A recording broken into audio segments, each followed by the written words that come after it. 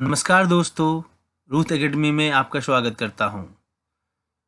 दोस्तों, आज मैं आपको ज्योग्राफी का 9th क्लास का चैप्टर नंबर 2 का वीडियो 4 चौथा वीडियो जो है वो आज मैं आपके सामने ला रहा हूं।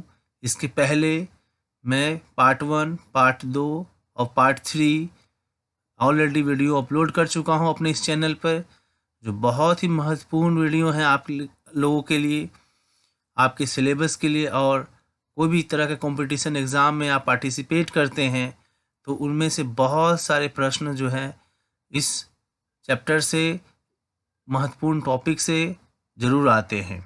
अगर आप लोगों ने वो वीडियो नहीं देखा है अभी तक तो जाकर ज़रूर देख लें। उसके पीपीटी का पीडीएफ जो है मैं डिस्क्रिप्शन बॉक्स में भी डाल चुका हूँ, उसको आप डाउनलोड करके अपने नोटबुक को भी इम्प्रूव कर सकते हैं और बहुत सारी तैयारी आप कंपटीशन लेवल के लिए कर सकते हैं। चलिए, आज मैं वीडियो 4 आपके सामने ला रहा हूँ। चैप्टर का नाम है physical nature of India, Bharat का भौगोलिक स्वरूप, जिसमें से हम पढ़ेंगे दक्कन का पठार, मरुस्थल और तटीय मैदान और भारत के द्वीपों के बारे में। तो आगे बढ़ते हैं। सबसे पहले मैं आपको एक मैप के बारे में बताने जा रहा हूं, जो दक्कन के पठार का मैप है। दोस्तों, इस मैप के ज़रिए हम दक्कन के पठार की बनावट के बारे में चर्चा करेंगे, उसके आकार के बारे में चर्चा करेंगे और स्थिति के बारे में चर्चा करेंगे और विशेषता के बारे में चर्चा करेंगे। इससे जुड़े कुछ महत्वपूर्ण चीज़ों के बारे में भी मैं आपको बताऊंगा। एक्चुअली मैप के ज़रिए आप अगर पढ़ेंगे तो आपकी सारी चीज़ें जो है आपके दिमाग में अच्छी तरह से सेट हो जाएगी। इसीलिए मैंने कोशिश किया है कि दक्कन के पठार को अलग से आपको मैप के ज़रिए बताने की। तो आप अगर देख रहे हैं तो सबसे पहले मैं आपको बता देना चाहता हूं कि दक्कन का पठार की जो बनावट है वो कैसी है। तो ये सबसे पहले मैं आपको बता देना चाहता हूं कि ये जो भूमि है दक्कन का, भारत का प्रायद्वीपीय पठार, तो ये जो है सबसे पुरानी भूमि है, वो गोंडवाना लैंड की भूमि है। और पिछले वीडियो में मैं इसके बारे में काफ़ी चर्चा भी कर चुका हूँ।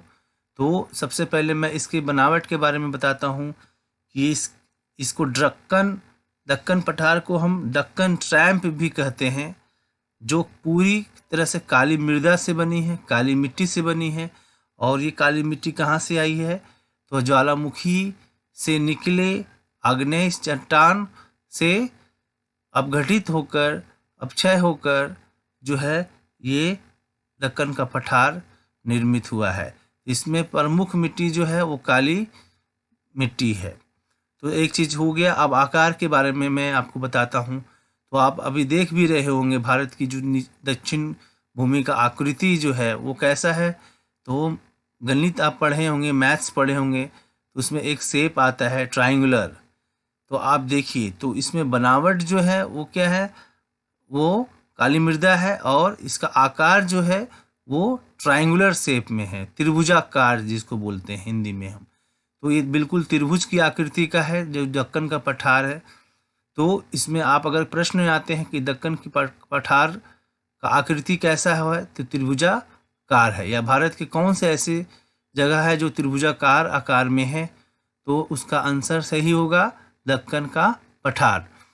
अब इसकी स्थिति के बारे में हम जानेंगे।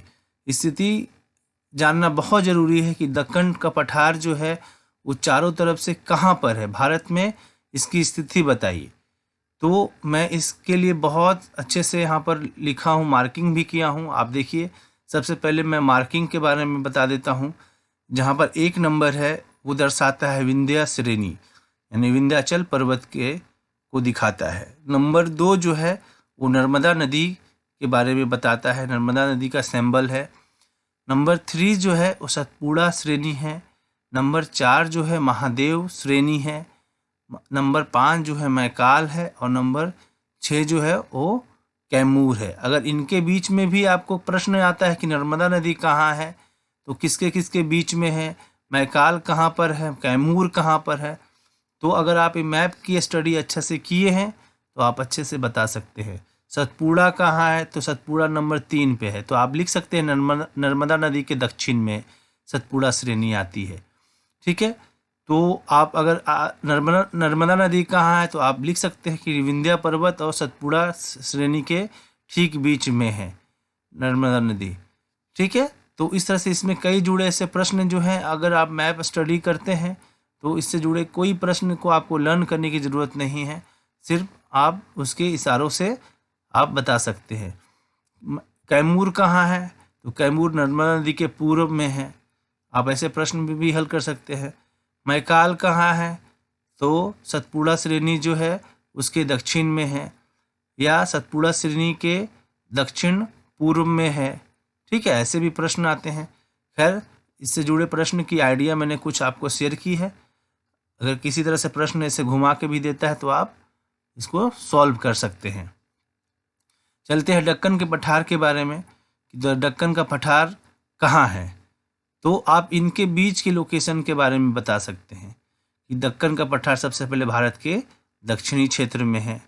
उसके बाद और नज़दीक में अगर आपको बोलना है तो नर्मदा नदी, सतपुड़ा नदी, महादेव नदी या कैमूर के दक्षिण साइड में है, क्योंकि इसके दक्षिण में ही आपको दिख रहा है। दक्षिण का मतलब नीचे साइड में। तो ये नदियाँ, ये श्रेणियाँ जो है उसके दक्षिण यानी नीचे में है, इसलिए दक्कन का पठार अगर इनके हिसाब से बोला जाए तो नर्मदा नदी के दक्षिण में है, सतपुड़ा के दक्षिण में है, महादेव के दक्षिण में है, कैमूर के दक्षिण में है।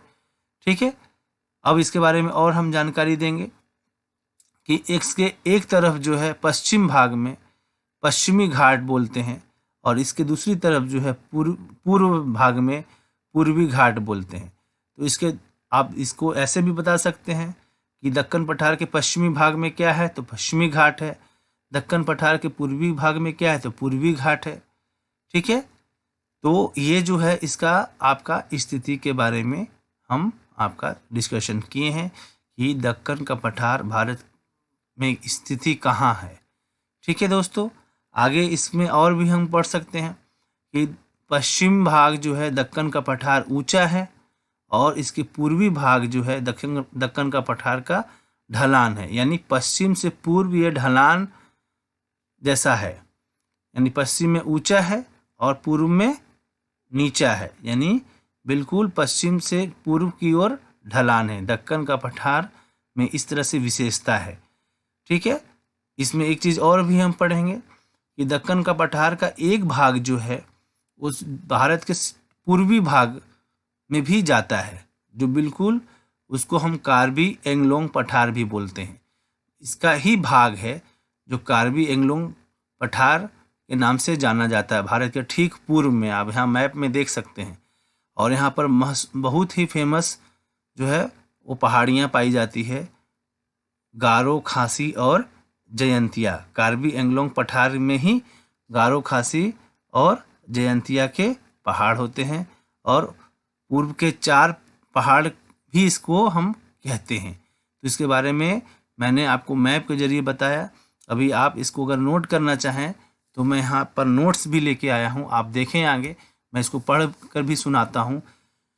पहला है दक्कन का पठार यानी डेक्कन प्लेट्यू। इसकी बनावट जो है वो कैसा है, दक्कन का पठार काली मृदा से बनी है जो ज्वालामुखी के आग्नेय चट्टान से निर्मित होती है। इसका आकार के बारे में त्रिभुजाकार जो मैंने अभी आपको बताया था। इसकी स्थिति क्या है, तो नर्मदा नदी के दक्षिण, इसके उत्तर में सतपुड़ा, इसके पूर्वी विस्तार महादेव, कैमूर और मैकाल। ठीक है, इसके महत्वपूर्ण बिंदु क्या है, महत्वपूर्ण बिंदु में महादेव, कैमूर, मैकाल पर्वत श्रेणियाँ कहाँ है, ये मैंने जानबूझकर क्वेश्चंस बनाए हैं ताकि आपको अगर किसी तरह से घुमा कर पूछा जाए तो आप बता सकते हैं। तो सतपुड़ा के पूर्व में है, आप देख सकते हैं मैप में जाकर कि सतपुड़ा के पूर्व में क्या है, तो सतपुड़ा के पूर्व में महादेव, कैमूर और मैकाल की श्रेणियां हैं। सतपुड़ा कहाँ है, तो तीसरे नंबर पे है, और इसके पूर्व में चौथा, पांचवा और छठा यानी महादेव, मैकाल और कैमूर की पहाड़ियां हैं। ठीक है, तो इस तरह से मैंने आपको आगे लेके चलता हूं मैं। दक्कन के पठार की विशेषता, तो इसमें पश्चिम में ऊंचा है और पूर्व में नीचा है यानी ढाल है, इसके बारे में अभी आपको बताया। इसका एक भाग उत्तर पूर्व में भी गया है। उत्तर पूर्व का मतलब आप इधर पूर्व साइड देखिए, तो इसके एक भाग जो है उत्तर पूर्व में गया है, जिसको कार्बी एंगलोंग पठार कहते हैं। जिसमें क्या क्या आता है, जिसमें मेघालय और उत्तर के 4 पहाड़ी आते हैं, जिसमें गारो, खासी और जयंतिया के पहाड़ है। यानी कार्बी एंगलोंग पठार में ही उत्तर के 4 पहाड़ी, बहुत फेमस नाम है। उत्तर के 4 पहाड़ी कहाँ है, तो कार्बी एंगलोंग पठार में है। ये कहाँ पर है, तो उत्तर पूर्व भारत में है। ठीक है, इसमें गारो, खासी, जयंतिया के भी पहाड़ हैं। ठीक है, सब याद रखना है आपको। इसके पूर्व भी सिरे पर पूर्वी घाट और पश्चिम सिरे पर पश्चिमी घाट पाया जाता है। ठीक है, अभी मैंने आपको इसके बारे में बताया है। आगे चलता हूँ। अब मैं इसके बारे में डिटेल आपको लेके चलता हूँ कि पश्चिमी घाट की क्या क्या विशेषता है और पूर्वी घाट की क्या क्या विशेषता है। तो सबसे पहले मैं पश्चिमी घाट के बारे में, जिसको वेस्टर्न घाट बोलते हैं, तो पश्चिमी घाट आपको बता देना चाहता हूँ। यहाँ पर मैप देख सकते हैं। पश्चिमी घाट बिल्कुल एक लाइन खींचा हुआ है, तो इस लाइन पर कहीं ब्रेक नहीं है। एक थोड़ा सा ब्रेक है नीलगिरी के पास, तो कहीं पर बिल्कुल सीधा है। इतनी लंबी क्षेत्र में बिल्कुल सीधा पश्चिमी घाट पाया जाता है। इसीलिए सीधा होने के कारण कहीं पर ब्रेक नहीं है, कहीं पर भ्रंश नहीं है, कहीं पर किसी तरह का ज़्यादा कुछ दर्रा नहीं है। इसीलिए इसे हम सतत बोलते हैं। सतत मतलब कंटिन्यूअस। तो पश्चिमी घाट की सबसे पहली विशेषता क्या है कि ये कंटिन्यूअस यानी सतत है। ठीक है, उसके बाद हम इसके बारे में बोलेंगे कि पश्चिमी घाट ऊंचा है पूर्वी घाट से। ठीक है, लगभग 900 से लेकर 1600 मीटर ऊंचा है ये। कहीं पर 900 मिलते हैं, कहीं पर इससे ज़्यादा मिलते हैं, और सबसे ऊंचा 1600 मीटर तक पश्चिमी घाट की ऊंचाई देखी गई है।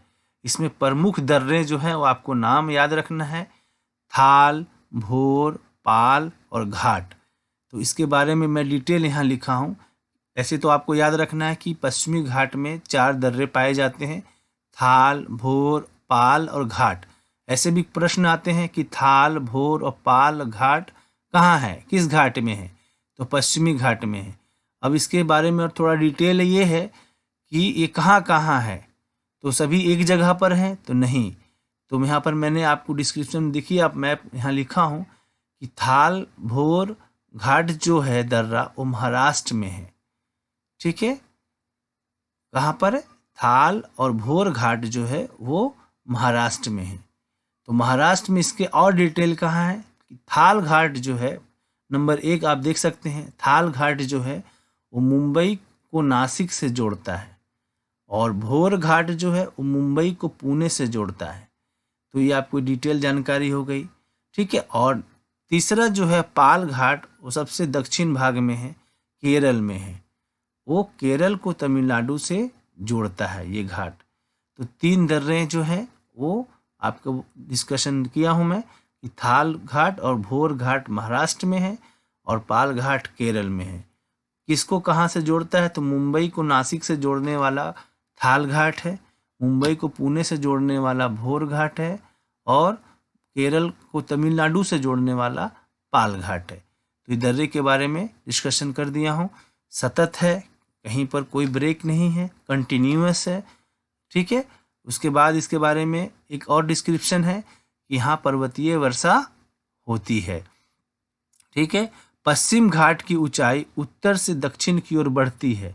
यानी सबसे उत्तर साइड जो महाराष्ट्र है, दक्षिण साइड जैसे जैसे आप आइएगा इसकी ऊंचाई बढ़ती जाएगी। इस घाट में जो पर्वत शिखर हैं, उस कुछ फेमस जो है, कुछ प्रसिद्ध पर्वत शिखर हैं, वो आपके बुक में है। अनाई मुडी, जिसका ऊंचाई जो है 2695 मीटर है, और दूसरा है डोडा बेटा, जो इसका ऊंचाई जो है 2633 मीटर है। ठीक है, यहाँ पर एक चीज़ और है कि यहाँ पर नीलगिरी की पहाड़ियाँ भी पाई जाती है, तमिलनाडु के जो पास में है। ठीक है, तो भारत के पश्चिमी घाट यानी वेस्टर्न घाट की कुछ विशेषता जो है वो मैं आपको यहाँ पर लेकर आया हूँ, बिल्कुल डिटेल में है। आगे बढ़ता हूँ। यहाँ पर एक चीज़ और है कि अगर पूछा जाए कि डोडा बेटा कहाँ है, तो डोडा बेटा तो पश्चिमी घाट में है, लेकिन और इसके डीप में जाना चाहते हैं तो यहाँ चौथा नंबर पे लिखा हुआ है कि तमिलनाडु नीलगिरी पहाड़ी की एक चोटी है, तमिलनाडु में है, और नीलगिरी पहाड़ी की एक चोटी को ही हम डोडा बेटा कहते हैं। जो नीलगिरी पहाड़ी है, यहाँ पर नीलगिरी पहाड़ी पाया जाता है, उसकी एक ऊंची चोटी है 2633 मीटर की, उसको ही डोडा बेटा कहते हैं। और अनाईमुडी केरल में है, ये पश्चिमी घाट के केरल में है, दक्षिण भारत के सबसे ऊंची चोटी इसको हम कहते हैं। आगे बढ़ते हैं, अब आते हैं पूर्वी घाट की ओर, जो भारत के पूर्वी सिरे पे है। आप इससे देख सकते हैं पूर्वी घाट को, ये सतत नहीं है, ये देखिए आप लाइन यहाँ देख सकते हैं कि कैसे ब्रेक कर कर ये आगे बढ़ता है, बीच में यहाँ पर दर्रे हैं। तो यहाँ पर 3 लाइनें खींची हुई है, ये बताता है कि कंटिन्यूअस नहीं है और ये पश्चिमी घाट से कम ऊंचा है। ठीक है, लगभग जो है पूर्वी सिरे पर पूर्वी घाट है, पूर्वी घाट कम ऊंचा है, लगभग 600 मीटर की ऊंचाई यहाँ पर पाई गई है। और ये बिल्कुल सतत नहीं है, कंटिन्यूअस नहीं है, बीच बीच में इसमें ब्रेक है। ठीक है, आगे चलता हूँ। इसका विस्तार जो है हम पढ़ेंगे, तो इसका विस्तार जो है वो सबसे इसकी पूर्वी सिरे को देखिए महानदी है, तो महानदी से लेकर नीचे नीलगिरी तक है, नीलगिरी पर्वत तक जो है इसकी बाउंड्री लाइन कह सकते हैं आप, कि उसके ऊपर में यानी उत्तर में महानदी से लेकर दक्षिण में नीलगिरी तक इसका विस्तार है पूर्वी घाट का। आगे चलता हूँ, पूर्वी घाट के सबसे ऊंचे शिखर जो है वो महेंद्रगिरी है, और महेंद्रगिरी ऐसे 2 जगह पे पाई जाती है, लेकिन जो टेक्स्ट बुक में है और सबसे फेमस जो है वो महेंद्रगिरी जो है वो उड़ीसा में है। ठीक है, महेंद्रगिरी की ऊंचाई जो है 1501 मीटर है, जो उड़ीसा में एक इसी घाट में की पहाड़ी है। सबसे ऊंचा शिखर महेंद्रगिरी का है इस घाट में। और पश्चिमी घाट आपको याद होगा अनाईमुडी, और पूर्वी घाट में सबसे ऊंचे शिखर का नाम महेंद्रगिरी है। बहुत ही जीके जीएस के क्वेश्चंस हैं यहाँ पर। पूर्वी घाट के पश्चिम भाग में सेवराय तथा जावेडी की पहाड़ियाँ हैं। तो पूर्वी घाट के सबसे नीचे देखिए जावेडी की पहाड़ियाँ और सेवराय की पहाड़ियाँ है। ठीक है, पूर्वी घाट के पश्चिम भाग में यानी पश्चिम की तरफ में। ठीक है, आगे चलते हैं। प्रसिद्ध पहाड़ी नगर भी हैं, इसको उडगमंडलम यानी ऊटी कहते हैं, और तथा कोडाई कनाल जो है यहाँ पर प्रसिद्ध पहाड़ी ऊटी आपने सुना होगा, इसी पूर्वी घाट में पहाड़ी नगर है। इसको उडगमंडलम भी बोलते हैं या ऊटी भी बोलते हैं। लोकेशन पूछा जाए तो तमिलनाडु हम यहाँ कह सकते हैं, नीलगिरी पहाड़ियों में ये ऊटी शहर बसा हुआ है। आगे बढ़ता हूँ, अब चलता हूँ भारतीय मरुस्थल इंडियन डेजर्ट के बारे में। तो अभी आपको हम दक्कन के पठार, पश्चिमी घाट और पूर्वी घाट के बारे में बता चुका हूँ। अब इसका नेक्स्ट भारत के जो भारतीय मरुस्थल है उसके बारे में आपको बताने जा रहा हूँ। बहुत ही छोटा है चैप्टर है, यहाँ पर आपको पहले लोकेशन बता सकता हूँ मैं।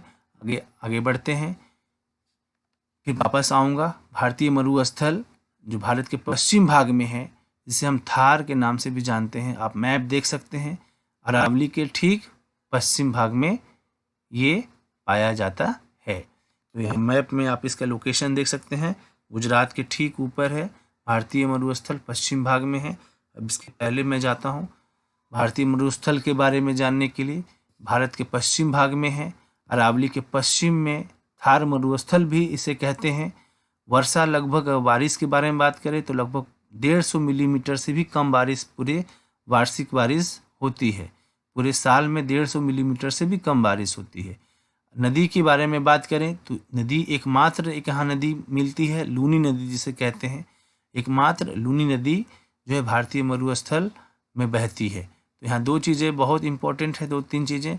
इसका नाम थार भी है, भारत के पश्चिम में भी है, और 150 मिलीमीटर से भी कम बारिश होती है। एकमात्र नदी लूनी यहाँ पर बहती है। एक बार में इसे आप दिमाग में रख सकते हैं। आगे बढ़ता हूँ, अब हम इसी मैप में आपको तटीय मैदान, भारत के जो तटीय मैदान है उसके बारे में बताने जा रहा हूँ।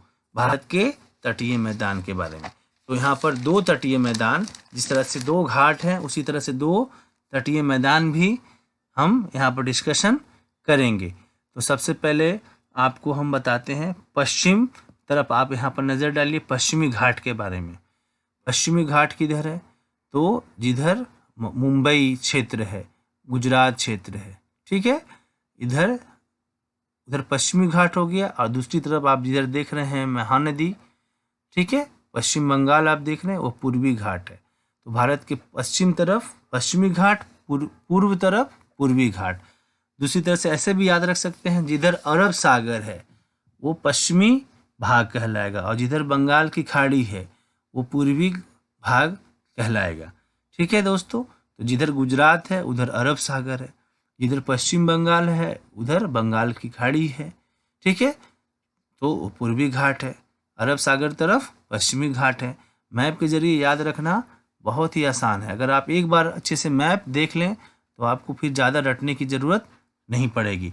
अब हम पश्चिमी घाट की विशेषता के बारे में पढ़ेंगे। तो सबसे पहले हम ये पढ़ेंगे कि पश्चिमी घाट जो है वो अरब सागर से लेकर जो है भारत का तटीय मैदान, भारत का तटीय मैदान पहले हम पढ़ेंगे कि भारत का तटीय मैदान कहाँ से कहाँ तक है। तो अरब सागर से लेकर पूर्व में बंगाल की खाड़ी तक है, इतनी लंबी तटीय मैदान है। ठीक है, पश्चिमी घाट के बारे में अब हम जाते हैं थोड़ा डिटेल में। तो तटीय मैदान के बारे में, भारत के दो तटीय मैदान हैं और दो घाट इसको कह सकते हैं, पश्चिम तट और जिसको पश्चिमी घाट भी बोलेंगे, और पूर्वी तट जिसे पूर्वी घाट भी बोलेंगे। तो पश्चिमी तट और पश्चिमी घाट के बारे में पहले हम जानेंगे। यह अरब सागर के बीच स्थित एक संकीर्ण मैदान है। इस मैदान को 3 भागों में बांटा गया है। आप मैप देखिए, जो पश्चिमी घाट है उसको 3 भागों में हम बांटा गया है। ठीक है, इसके बारे में हम जानेंगे। पहला सबसे उत्तर में जो है, और बीच में जो है, और सबसे दक्षिण में जो है। इसको उत्तरी भाग, मध्य भाग और दक्षिणी भाग भी कहते हैं। तो इसको याद रखना है कि उत्तरी भाग में क्या आता है। तो इसको उत्तरी भाग को हम कोंकण बोलते हैं। क्या बोलते हैं? कोंकण तट। कोंकण तट कहाँ से कहाँ तक है? तो मुंबई तथा गोवा को हम कोंकण तट बोलते हैं। ठीक है, पश्चिमी तट में, पश्चिमी तट को यानी पश्चिमी घाट को 3 भागों में बांटा गया है। पश्चिमी तटीय मैदान को 3 भागों में बांटा गया है। तो सबसे उत्तर में कोंकण तट है। मध्य भाग को हम कन्नड़ तट, जिसको केंद्रा तट भी बोलते हैं, ठीक है, और दक्षिणी भाग को हम मालाबार तट भी बोलते हैं। यानी कर्नाटक से लेकर केरल तक जो है वो मालाबार तट कहलाता है। ठीक है, गोवा से लेकर कर्नाटक तक कन्नड़ तट, जिसको केंद्रा तट भी कहते हैं। और कोंकण तट कहाँ से कहाँ तक है? मुंबई से गोवा तक जो है वो कोंकण तट कहलाता है। मैप में आप देख लीजिए, पश्चिमी घाट को 3 भागों में बांटा गया है। आगे बढ़ते हैं। पूर्वी तट और पूर्वी घाट ये विस्तृत मैदान है, चौड़ा है और समतल भी है। इसके 2 भाग हैं। उत्तरी भाग जिसको उत्तरी सरकार कहते हैं, दक्षिणी भाग जिसे कोरोमंडल कहते हैं। आगे देखते हैं मैप में। तो इसके 2 भाग कहाँ हैं? तो आप यहाँ पर लाइनिंग देख सकते हैं, कर्व लाइन। पश्चिम बंगाल से लेकर आंध्र प्रदेश तक जो है उत्तरी सरकार है, ठीक है, और आंध्र प्रदेश से लेकर नीलगिरी यानी तमिलनाडु तक, कन्याकुमारी तक जो है कोरोमंडल तट कहलाती है। बहुत इंपॉर्टेंट है, क्योंकि आपके टेक्स्ट बुक में थोड़ा नहीं बताया गया कहाँ से लेकर कहाँ तक है, सिर्फ भाग है।